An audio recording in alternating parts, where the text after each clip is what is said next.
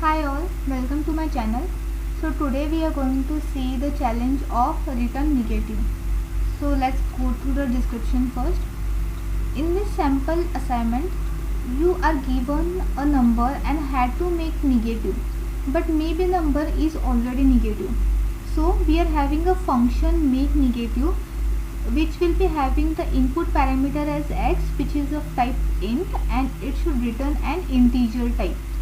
So this make negative function should make the integer whichever it is getting, and it will convert it into a negative number. Suppose it is having the input parameter as 1, so it should return -1. In case of -5, it should return -5 as it is, and make negative, if it is 0, then it should return 0. So there are notes also given in this particular problem. The number can be negative already, in which case no change is required. As we saw in this condition, here the number is already -5 and the return should be -5 only. 0 is not checked for any specific sign. Negative zeros make no mathematical sense. So whenever we are having 0 as input parameter, it should return 0 only. So from this conditions, we at least get to know, like, if the number is greater than 0, then it should be returned as negative. We need to do some operation on that. But if it is 0 or less than 0, then we do not need to do any operation. We can directly return the number as it is.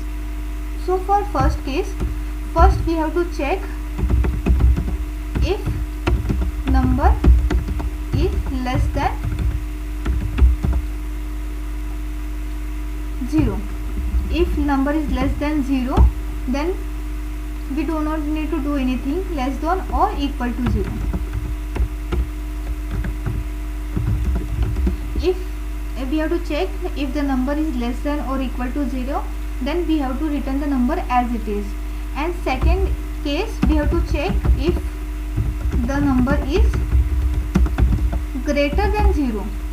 If it is greater than 0, then we need to do the operation. So let's consider this case first. Here, for checking if the number is greater than 0, I'll have a if statement, and as the number passed is x, I'll be having here x. If x is greater than 0, then I'll go into the loop and I'll convert this number into negative of itself. So I can do this by directly multiplying it by -1, or I can even return it like this, minus of x. So it will just, what if it is a positive, it is a positive number, we have checked it here, we are directly passing the negative of that number. Else, here if the number is less than or equal to 0, here if it is not getting into the if statement, by default it is less than 0. So here directly I am returning the number as it is.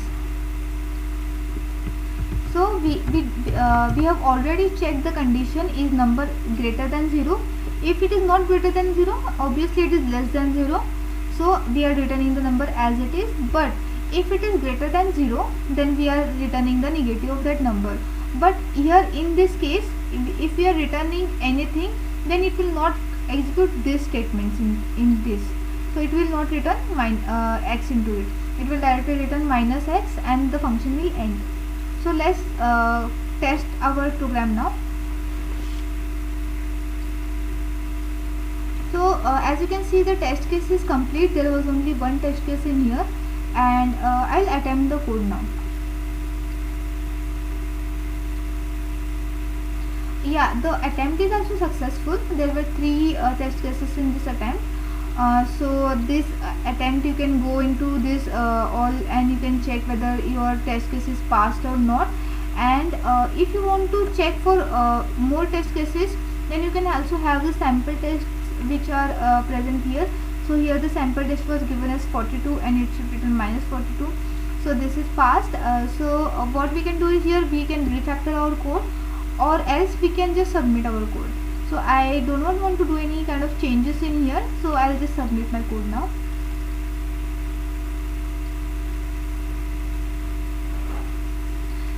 code is submitted successfully. So if you want to go through others code, then you can have like these kind of codes are there present here. So here one of them have used switch case to check whether the number is greater than 0, but I think the code which we have written is pretty good, and which is a best practice. So thank you all for watching.